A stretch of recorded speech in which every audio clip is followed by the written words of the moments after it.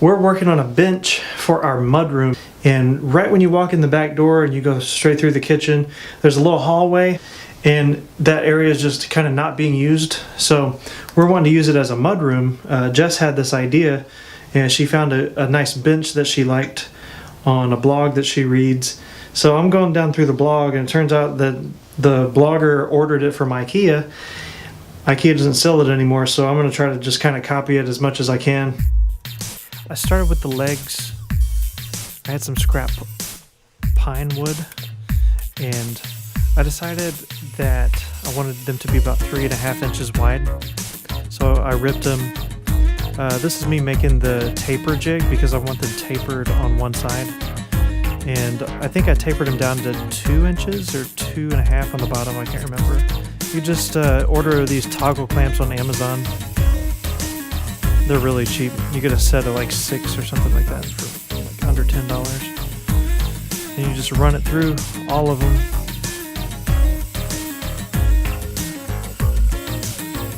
Cut off the part that's hanging off.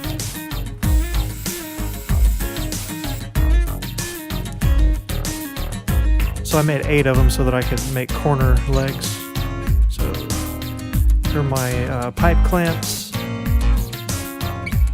Clamping these down before I put in the pocket screws there. I accidentally drilled a pocket hole on the wrong side of one of the legs, so I'll have to fill that in later.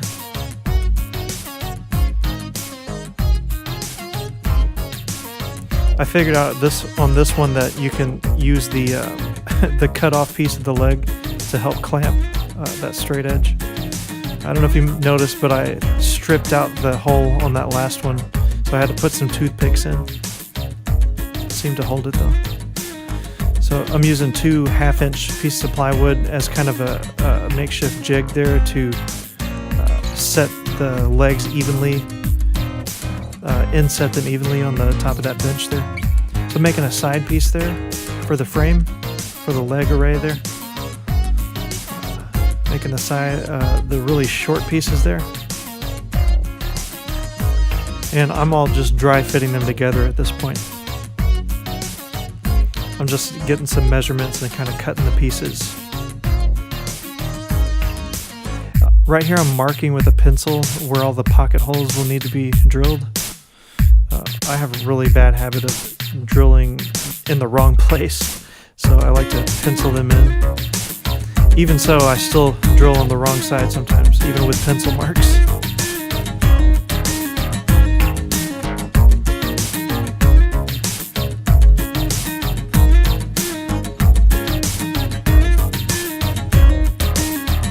So many pocket holes.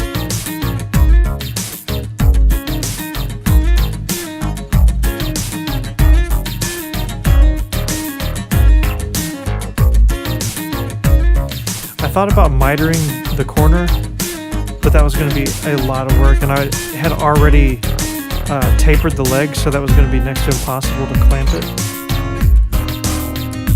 I have the top part of it finished. I have it together, and now I'm going to start joining the legs together like this. So I just have 2 leg pieces joined with pocket screws with this little piece right here. And it's kind of tricky getting the pocket screws in at this narrow of an angle. I can start with just one together like this, and the first one will be a little bit easier because I'll have more room over here. Just clamp this joint together here.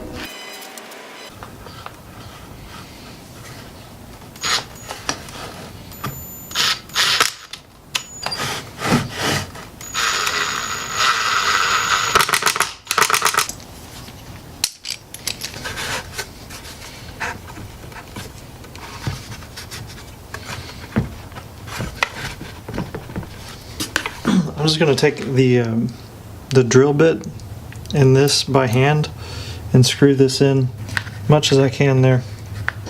You can't really get a good lock on that. You just kind of get it partially in there and then start drilling really slow. take this apart and see how well it's screwed together there. Okay, so it's loose still. Put the drill back in.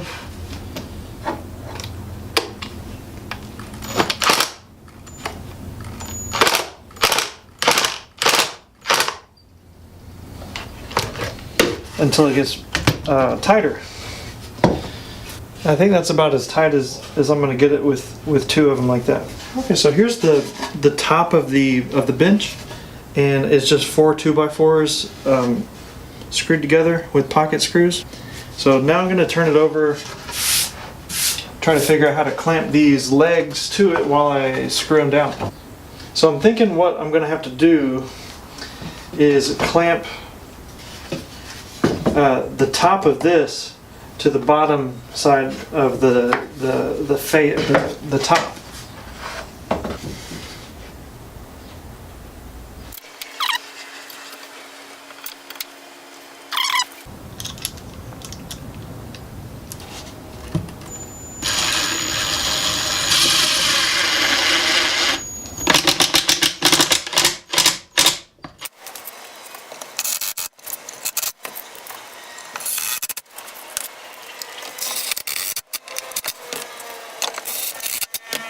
Okay, so now I gotta get this the side pieces on, and I cut them and they're pretty tight, so I had to kind of start them up here and then press them down on either side and hammer them in to the right place.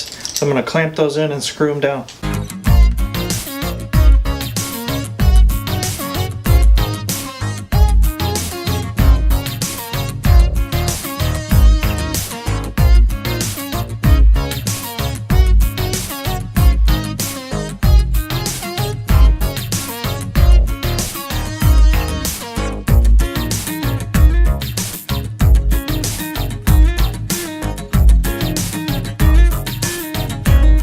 Okay, I got this all screwed together, but now I'm looking at this underside and I'm seeing that these middle boards are kind of unsupported by a frame.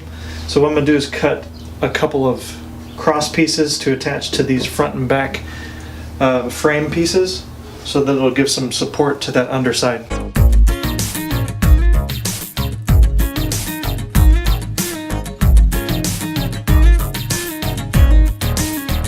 You always got to shave a little bit off after you make the first cut, it seems like. The next two seem like they fit in pretty good though. Nope, not the last one. I had to shave that one off a couple of different times before it fit in there. I guess that right side over there was a little bit narrower. So I'm drilling holes in one of these to start off with and just testing out my method here. This is one of those tight fits again for the pocket drill bit. Let's try to sit on it for the first time.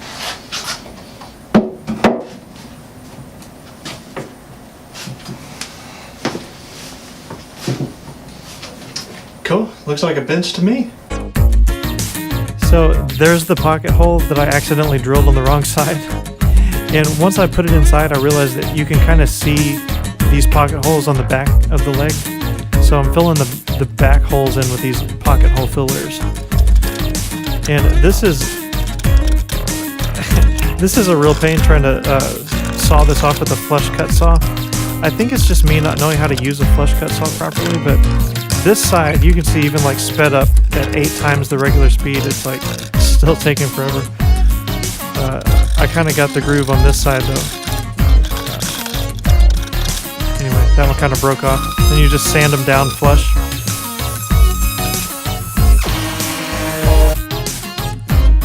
I'm just doing like an overall sanding on the top there before I put a clear coat on it. We decided we didn't want to stain it, we just wanted to put a clear coat of polyurethane on there.